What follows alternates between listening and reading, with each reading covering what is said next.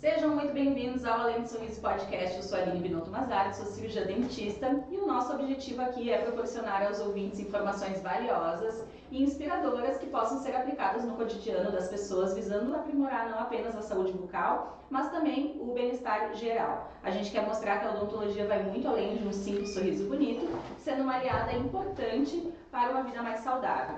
Trocar experiências e educar as pessoas sobre a importância da saúde bucal para a saúde sistêmica geral. Se você quiser saber mais sobre a missão desse programa, o porquê que ele surgiu, e eu te convido a clicar em algum lugar aqui da tela, que vai ter o primeiro episódio onde eu conto um pouco dessa história, dessa ideia. E também, se quiser conhecer um pouquinho da minha história, também tem um outro link que tu pode olhar aqui na tela também, que vai estar aparecendo em algum lugar, para te conhecer. Eu aproveito também para te pedir para seguir as redes sociais, Aline_Binotto Mazzarotti, da minha clínica, que é @clínica Amani, e também seguir o Grupo Cast e o Grupo Talks, para que a gente consiga levar mais dicas e informações de qualidade para as pessoas.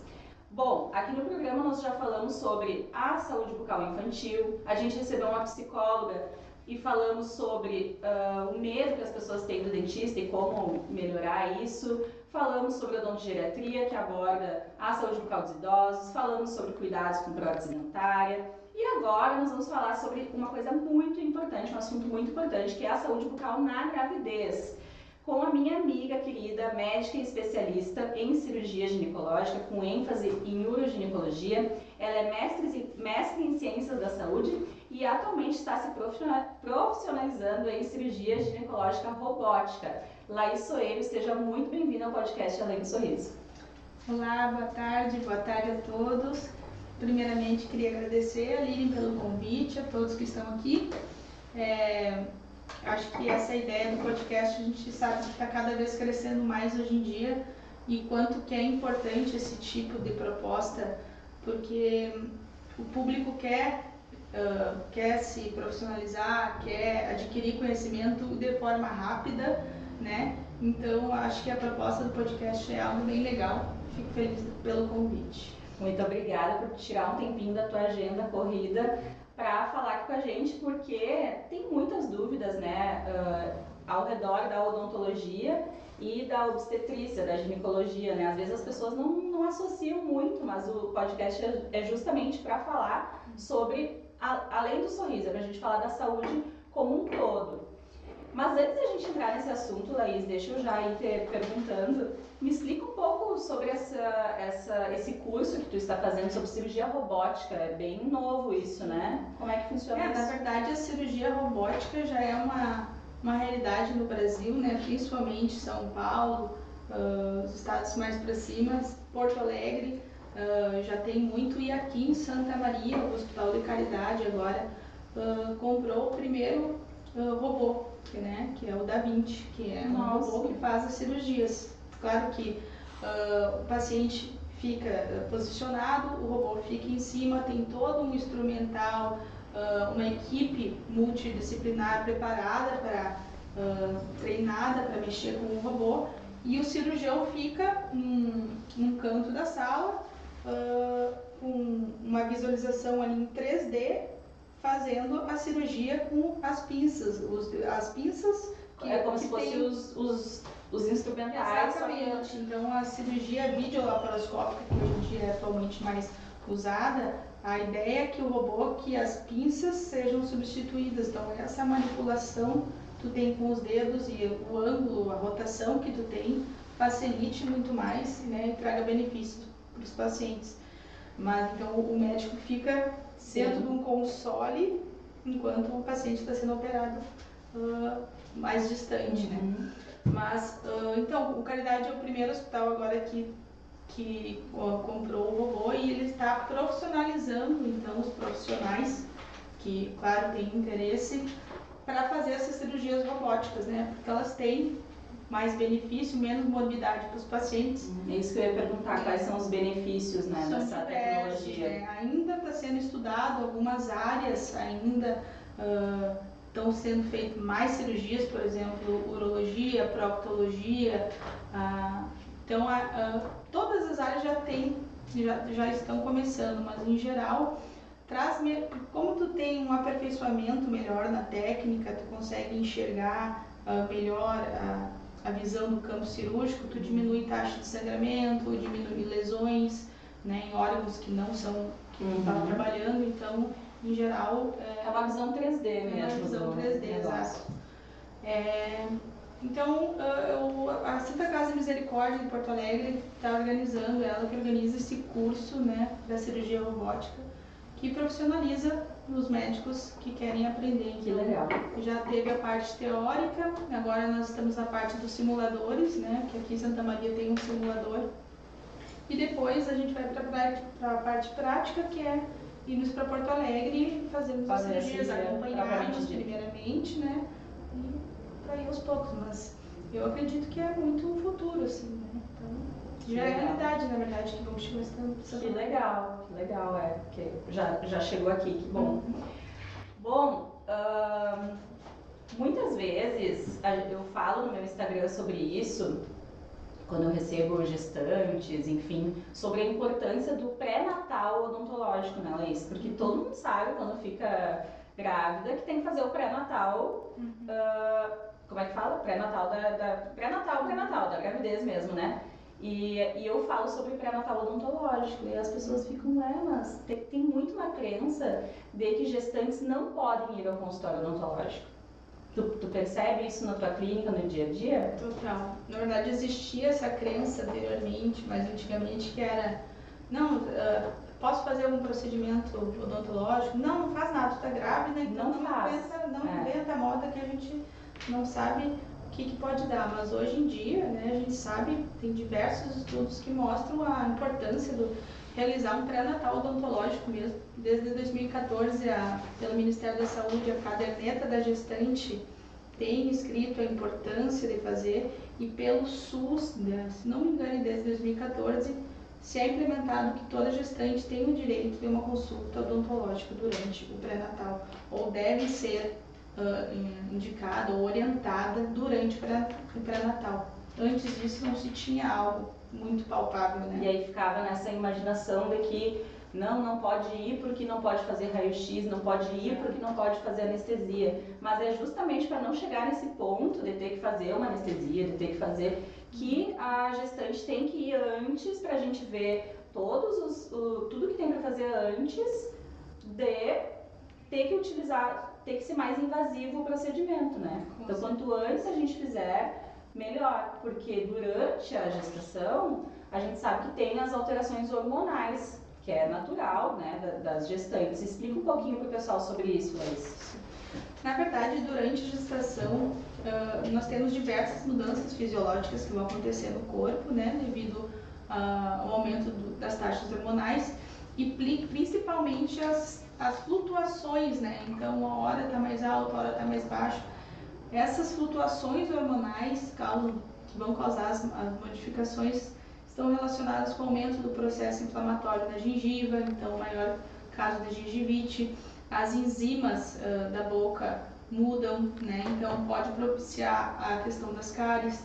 Como a gengiva em si fica mais inflamada, mais inchada, os sulcos entre os dentes também ficam maiores. Entra mais bactéria. Entra mais restos alimentares, né? Às vezes os gestantes têm um aumento da fome, comem mais coisas, comem mais doces. Então, uma coisa vai levando a outra, né? E isso que tu estava falando é bem importante, que é extremamente importante na primeira consulta de pré-natal, todo médico pré-natalista, ou seja qual for, orientar uma consulta odontológica, bem por isso que tu falou, porque se tiver que tratar, se tiver que fazer um canal, se tiver que avaliar um dente que não estava legal, tem que ser tratado precocemente na gravidez, né?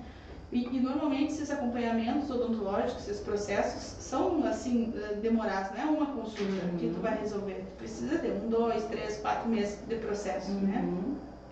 Então é importante os pacientes na primeira consulta de pré-natal serem orientados a realizar esse acompanhamento, já fazer um check-up odontológico e manter esse acompanhamento.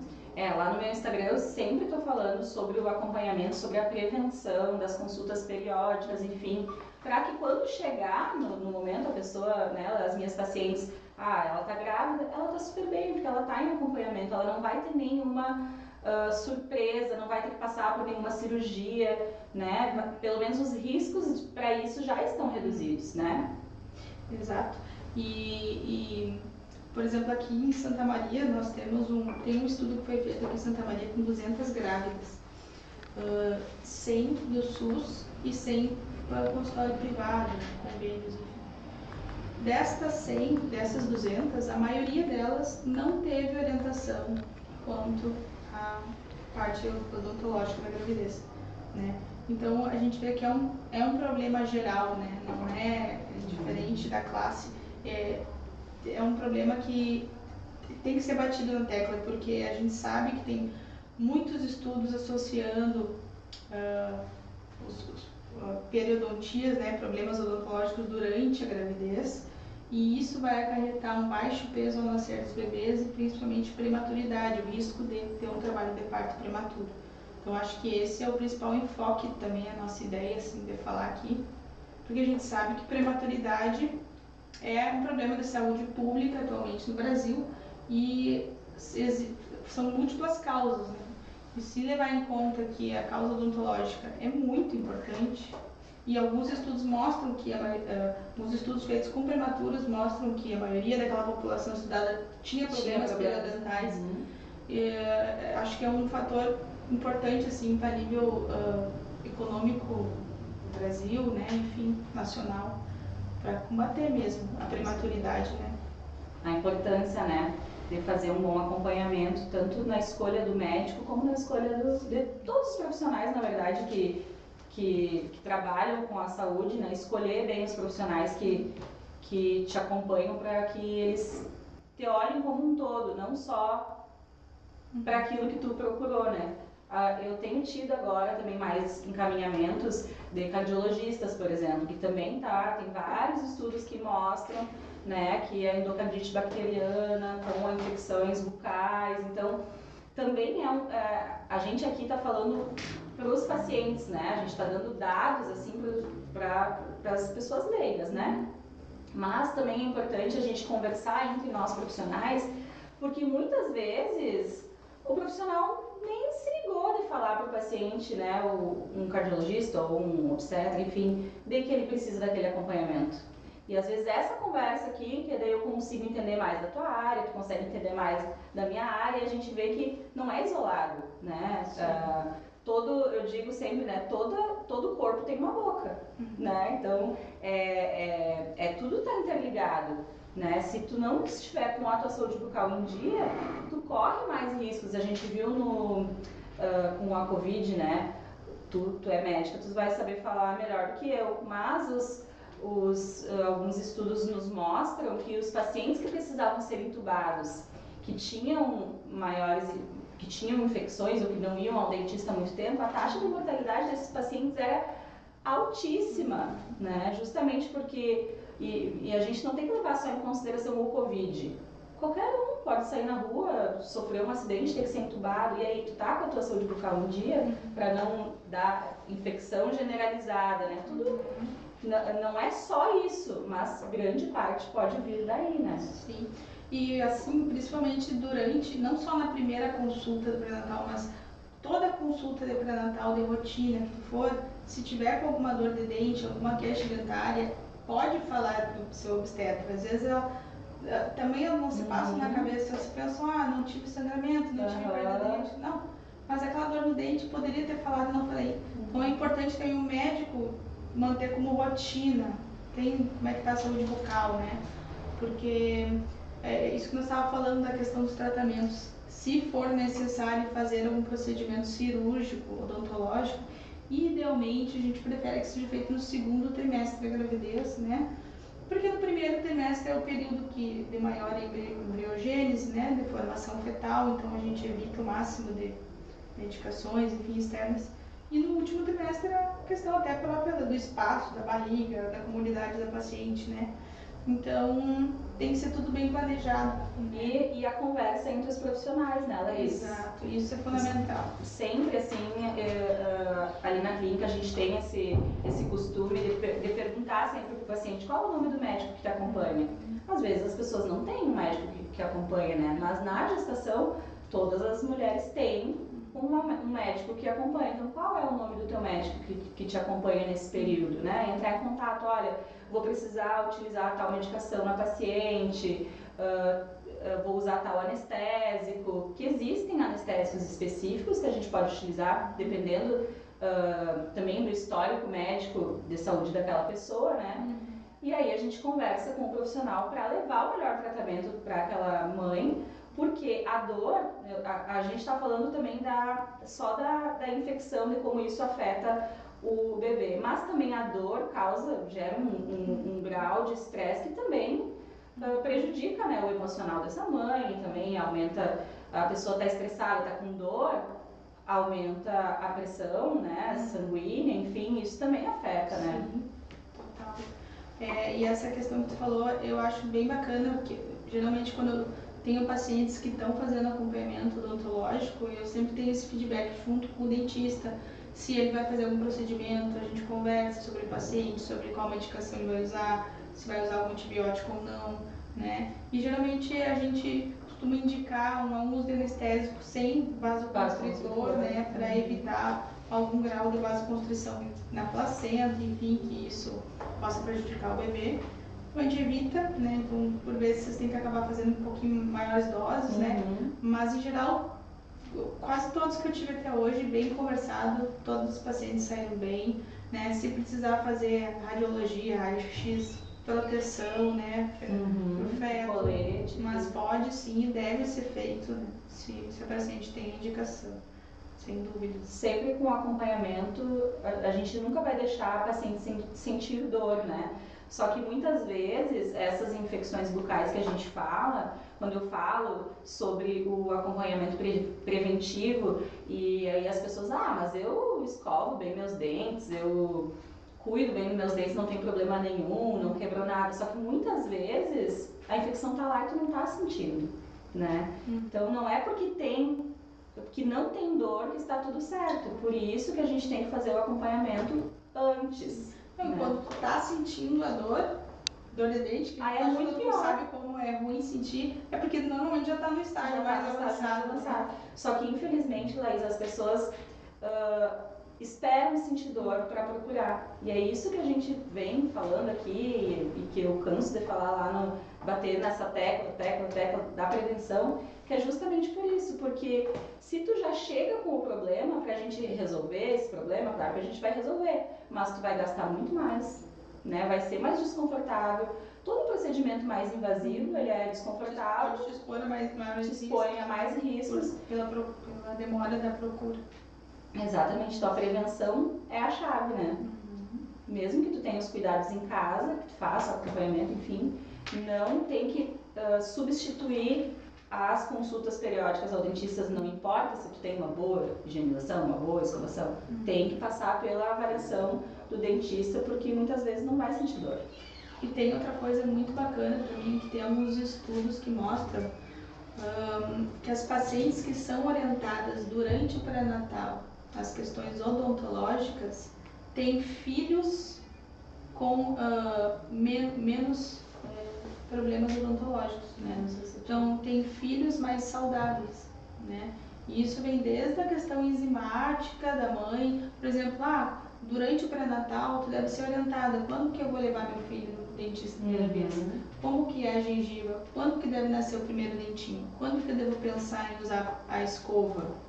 Então, tudo isso orientado já no pré-natal reduz a taxa de problemas odontológicos das crianças, né? E isso está super comprovado, então, mais um motivo. E quando a gente trouxe a psicóloga aqui, ela falou muito sobre isso, né? Que muitas vezes a criança já tem medo de dentista, mas é porque não foi desde o início. Porque se tiver o acompanhamento desde o início com o odontopediatra, a gente também teve um episódio com o odontopediatra, que ela falou a idade que tem que levar. Se começar desde o início, a criança perde aquele medo. Normalmente, normalmente o medo é do pai e da mãe que passaram para ela e não dela, porque ela não tem aquela experiência. Se ela for num dentista especialista nisso, né? Por exemplo, a Márcia é toda enfeitada, tem tudo que é bichinho lá, a criança nem sabe que ela tá num consultório odontológico, né? Então tem toda essa questão também emocional envolvida, né? De começar precocemente a se cuidar.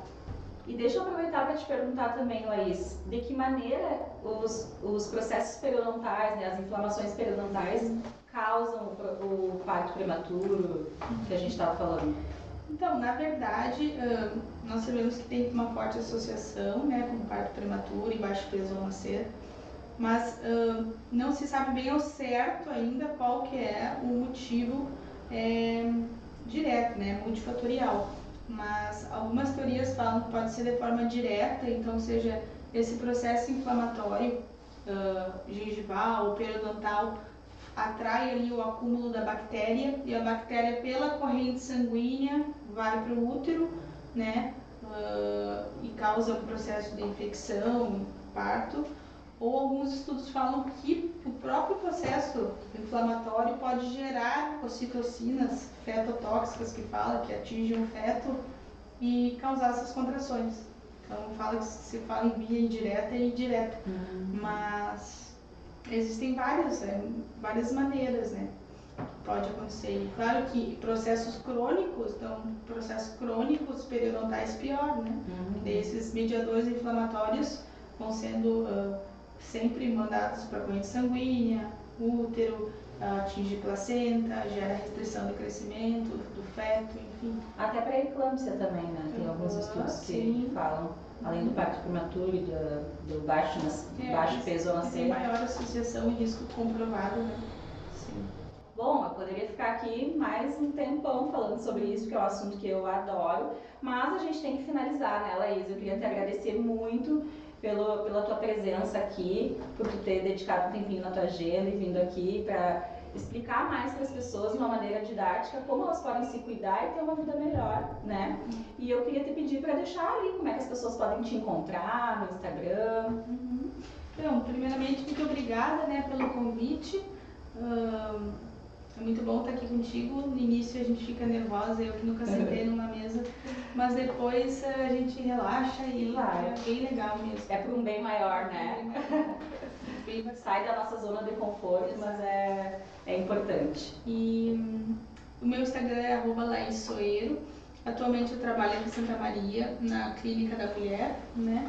Então eu fico em cima da Unicred, na rua Professor Braga, no 4º andar. Então... Quer deixar o telefone, Laís? Posso deixar o telefone, o link, depois acho que pode... Isso a gente coloca ali na descrição. E qualquer coisa para agendar consulta, tu consegue pelo link Clínica da Mulher Santa Maria, ou me mandando no WhatsApp mesmo, que tu consegue meu telefone ali pela clínica e a gente agenda, bem tranquilo.